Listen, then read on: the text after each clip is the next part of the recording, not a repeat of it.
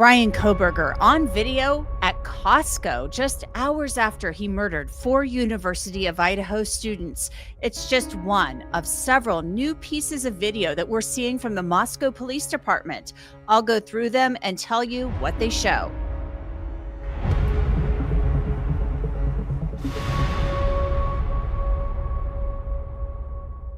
Welcome to Crime Fix. I'm Angenette Levy. Bryan Kohberger, of course, is just 2 months into his time at Idaho's maximum security institution, where he's serving 4 consecutive life sentences. He's admitted to murdering Madison Mogen, Kaylee Gonclaves, Xana Kernodle, and Ethan Chapin at the house on King Road on November 13th, 2022. That date changed Moscow forever, and it shattered the lives of 4 families: Maddie's, Kaylee's, Xana's, and Ethan's. Those 4 young people died for absolutely no reason at all. As Moscow police investigated and identified Bryan Kohberger as a suspect, they traced his movements that day as best they could, and they found a lot of videos of him and, of course, photos. I've already shown you the countless selfies, but the one from that day, the infamous thumbs up in the bathroom mirror selfie, is just creepy. Knowing what we know now, it's frightening. Bryan Kohberger's hands are red, likely from scrubbing them, and he has a Band-Aid on one finger. Later that morning, it was 12:34 p.m. on November 13th, 2022, when Bryan Kohberger, wearing the same clothes he wore in the thumbs up bathroom selfie, walked into Costco in Clarkston, Washington, with a bottled drink in his hand. He met a clerk who was standing at the door, because at Costco, you, of course, have to show your membership to get in. You can't shop there unless you're a member. We don't know exactly what he's saying to the woman or what he was hoping to shop for, but Bryan Kohberger was in the market for something that day. He is in the store for less than a minute because he can't shop there. He's not a member. He leaves. At 12:36 p.m., you can see Kohberger's white Elantra pull out of the Costco lot. 10 minutes later, at 12:46 p.m., Kohberger's white Elantra pulls into the Albertsons grocery store, and it parks. 3 minutes later, at 12:49 p.m., if you look toward the top of your screen, you can see that Kohberger is walking through the parking lot and toward the store from his car, which appears to be in the middle of the lot. He walks down the sidewalk for a short time and then into the store. Kohberger enters the store and walks toward the aisles at 12:49 p.m. He's there looking for something. Kohberger isn't in the store all that long, because at 12:56, he goes to the self-checkout. And remember, by this time, he started paying for everything in cash, according to court documents. He's no longer using a debit or credit card. Why?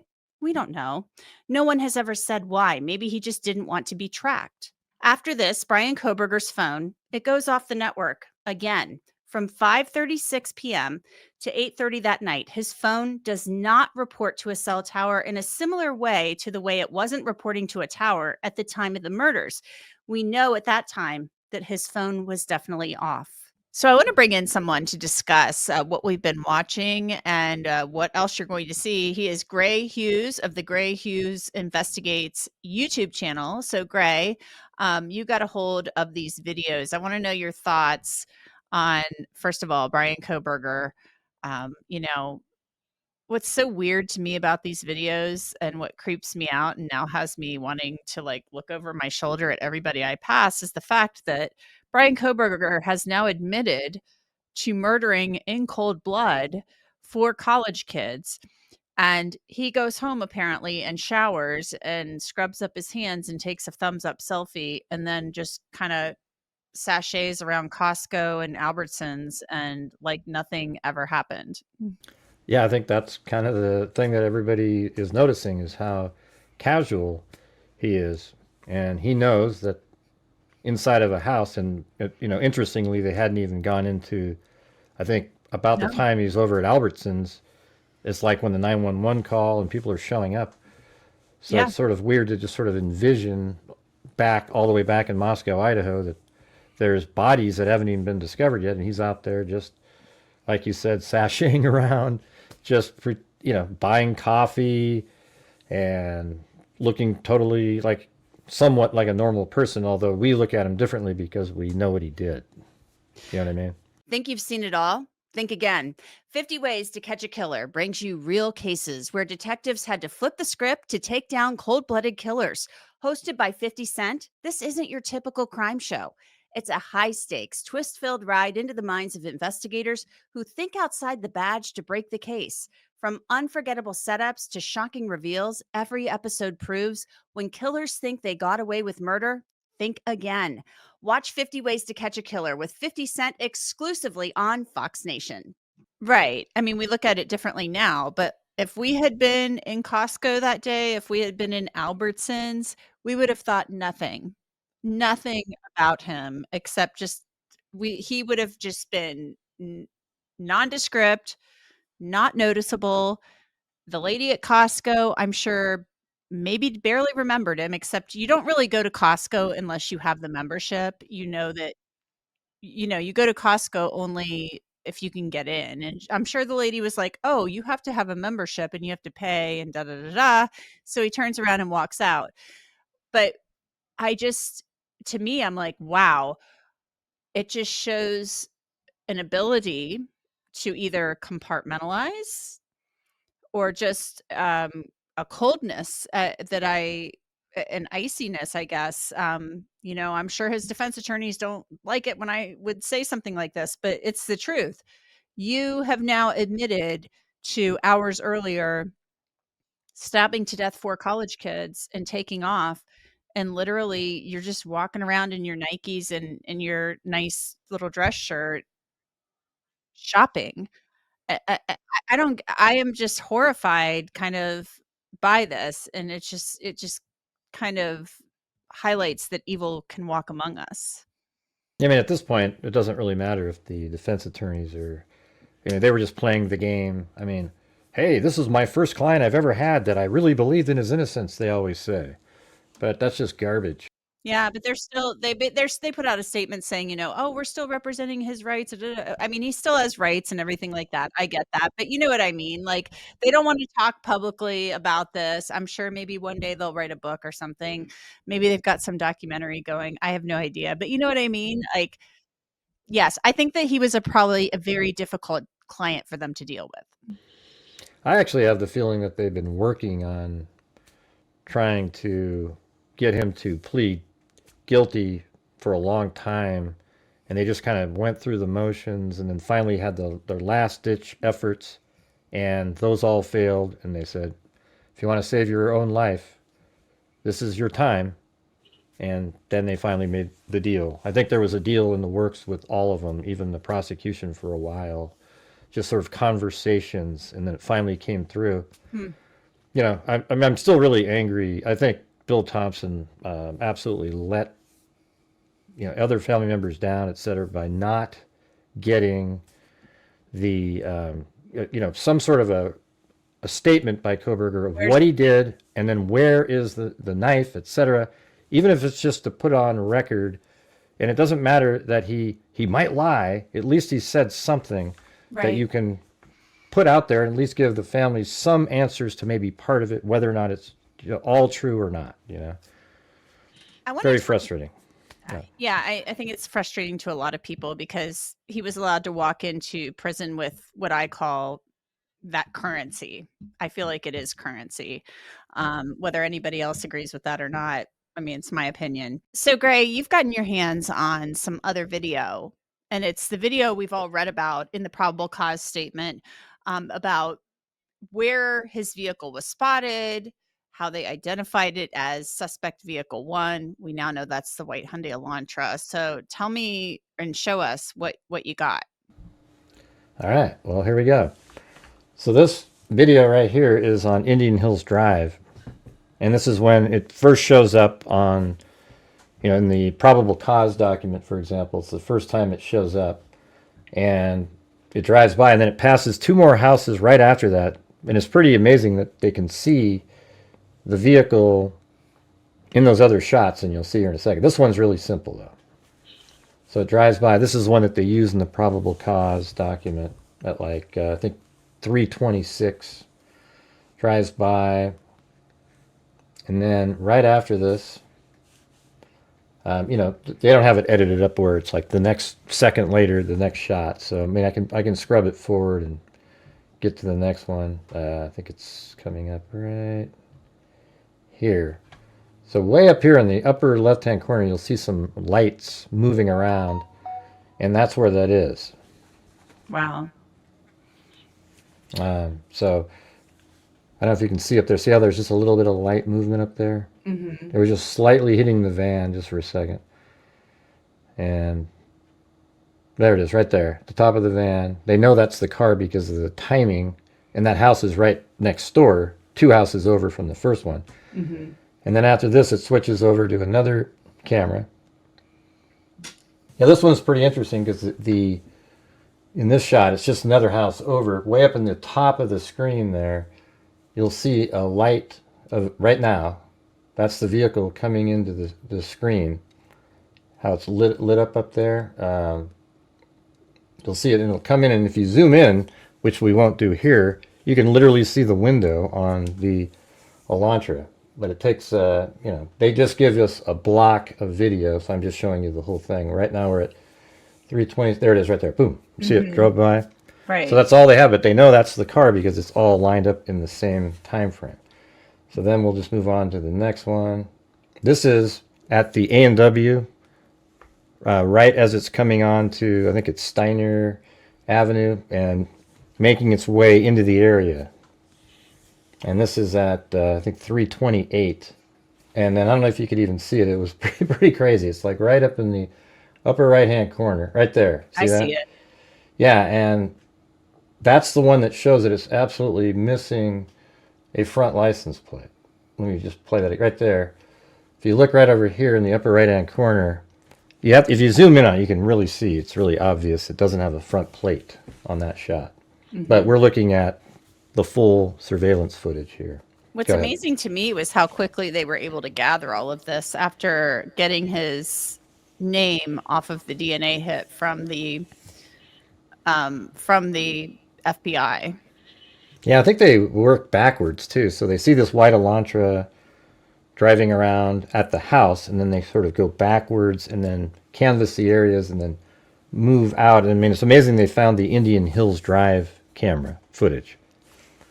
Because that's like way far, like a mile and a half away on a kind of a random street. So let's go to the next one here. And this is Ridge Road. So this is right when it's coming into the area. So I'll show you where this is. So that A&W was right here. It just drove right through this intersection just then when we saw it with no front license plate. And that's significant because people in Pennsylvania don't have to have front license plate, and Kohberger's vehicle apparently didn't have one. And then the next shot we see, it's driving by right here. And we're getting right near the crime scene now because the crime scene is right over here. And he drives this direction, goes on to Taylor Avenue, and then goes into the area. So this building has 2 cameras, one facing this way and one on the north side here. And they're simultaneous to each other. So I'll just show each of them independently. So here is the first one. It's driving by. And then this camera actually picks it up. It's a pretty crazy shot here, but here it comes. And then you can see it through the woods as it goes around a curve to then get onto Taylor Avenue. And what that is right here. That's the curve, so that camera is probably shooting about like this. And it goes around that curve, and you can't see it, but it then ends up turning left there. And then this is a video that's already been out there in the public. The Linda Lane. 1320 Linda Lane, and it drives by here. I'm going to move it forward because it doesn't come by for a while. Right around here. There it is. And there's the vehicle at 329:48 driving by right there. And then after that, it goes into the complex, I call it, the 1122 King Road where the camera is. It goes into there, and we're not showing that because that's not new. Now, this is new footage here. This is the Paradise Drive. So let's just play that again. Right here, and you can see the vehicle, and these are also simultaneous videos. So there's another video right after this that shows the exact same moment in time on the same house. So here it is right here. And you can see the motion sensors, the green boxes. And there he is driving by. And then where that is on here is just for people to understand what was happening. After the vehicle would be in the complex, it would leave, drive out, come back around in these back neighborhoods, and then come all the way on to Willanta Drive here. And then right here is where we're seeing that. It comes down and it takes a right and drives this direction. And it's this house right here that has that camera. So we just saw it go like this. Now, the next shots you'll see, the car comes down and does a U-turn. So it'll come down and do a U-turn up here. And it's really interesting because you can see on top of the car the reflection that tells them it does a U-turn. So look out for that. But look how it went. And then look at the top of that pickup truck. And watch the little light. See that light going up there? Mm-hmm. That's what's showing that it's doing a U-turn. And then it does it again at 348. You can actually see the car a little bit itself. And then it turns and goes up. And there's the light of the U-turn going back up. It's pretty interesting. I mean, it's cool that they were able to notice those little things like that. And then at 401, remember, after seeing the DoorDash driver, the vehicle drove didn't go into the complex because Kohberger saw that the DoorDash driver was there. He drove really slow right here. And then instead of going into the complex, he drove all the way around like this. And the only time that he did that, and then he passes the house right here. But first, this camera picks it up coming around the corner, and then it drives right in front, and it's just an absolutely perfect view of the Elantra. And that's how they were able to determine that it was a 2014 to 2000. That's how they were able to determine that it was a 2014 to 2016 vehicle. You'll see the headlights coming down here in a moment and curving right here. So you can see it in the background there. I'm not sure why my phone keeps beeping over and over again. I see it right there.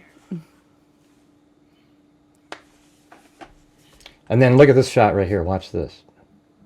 Look at that. That's a clear shot. I mean, it's incredible. And he's driving around, and this is his final approach into the complex where he goes in and he kind of does the 3-point turn a couple different times and then parks and goes in and commits the homicides. And then this is later. So after the homicides, he drives that long route home. You see in the probable cause. This is when he's heading back into Pullman. And he drives by right here. I think this is Johnson Avenue. And you see him right here. Here's the vehicle driving by. And then it's picked up on a gas station camera just over around the corner. So you can even see it. See right back in the upper right-hand corner? That camera picks him up. And you can see it. See way back in the upper right, it's driving, turning, and it's about to turn right and then go on to Johnson Avenue. And this one is amazing because this shot here shows that it's missing a plate again. Watch this. Look at that. I mean, when you zoom in on that, you can really see that it does not have a front plate. So now we see a minimum of 2 times where it does not have a front license plate. And that would really indicate that, yes, that would, a trial, it would have been. See, that's the same white Elantra. His cell phone matches it moving here. It does not have a front license plate, and that matches the vehicle that was came in, and we tracked it to the crime scene. Yeah, it's pretty amazing. So there it goes, and there's one more piece of surveillance here. And this is that same gas station that's going to drive by right there on the right. And amazingly, you can see this. Now watch. See that green light in the upper right-hand corner? That was green, but that's actually for the highway. So he's pulling up to a red light, but then it switches right on him here. So his light's going to turn green. And I think you can literally see his vehicle. See the lights go through that intersection right there. The headlights are turning, and then it goes around. That's amazing. I mean, you can see the entire thing. And then that's what heads to going back into campus where he lives. So there you go. So at trial, I think they had this all chopped up, ready to go. this is what they were going to lay out for the jury. They were going to have somebody testify to this and show the cell phone stuff along with the car. Oh yeah. Yeah, they would have put this all together. I think that's why it's so devastating. It's like they track him come into town, a vehicle, a white Elantra missing a front license plate that you see on the A&W. Then sequential cameras pick it up, and then you see it go into the complex, and they keep tracking the vehicle around. And then the homicides, the white Elantra actually parks at about 4:08. And then between 4:08 and 4:20, I think it's more like 4:13 to 4:18, is when he goes into the house and he kills all 4 victims. Then he, exits at, let's just say 4:18, he's exiting the house, and by 4:20 and 47 seconds, he's leaving at a high rate of speed. And then he turns his phone on near Blaine, and they track his cell phone, and then that matches up with the white Elantra as it's pulling back into Pullman, and it's also missing the front plate again. So, then his DNA is found on the knife sheath that was on Madison Mogen's bed with Kaylee Gonclaves. So it's just very, very damning. He had no shot. That's why his attorney probably said, you're probably going to get the death penalty here. It would just depend on one holdout or something on the jury, maybe not giving it to him. Well, Gray, we appreciate you coming on and walking us through that video. As always, I appreciate it. Well, thanks for having me. And these are just some of the videos that Moscow police have released. There could be many more coming out, so stay tuned. And that's it for this episode of Crime Fix. I'm Angenette Levy. Thanks so much for being with me. I'll see you back here next time.